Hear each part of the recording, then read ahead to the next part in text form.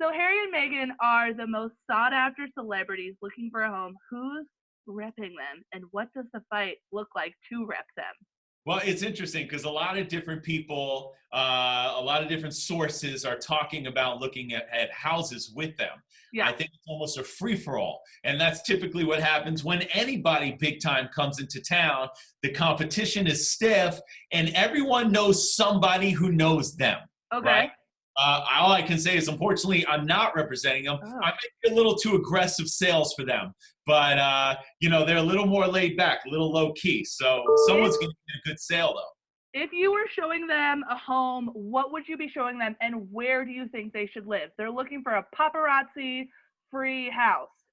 Yeah, they have to go gated community. If they don't go gated community, which I've heard they've looked at a couple houses that are not, I think they're making a big mistake, and I think they're going to end up reselling that house very quickly. Now, listen, different countries do different ways with paparazzi.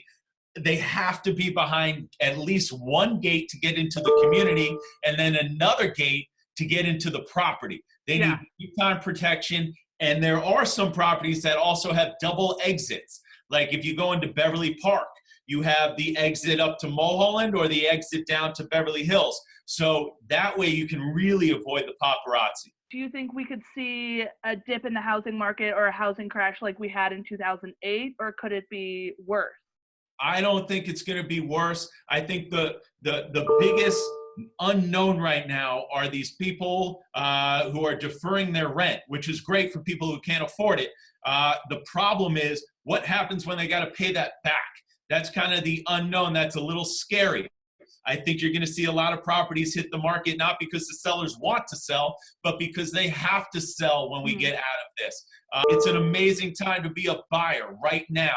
I think they're in a really good position. There's lots of questions on what's going to happen in the real estate market. What's going to happen with the amount of inventory that's going to hit when we get out of this coronavirus time. Is it going to be a lot? And I think it is. I think the property books are going to be this thick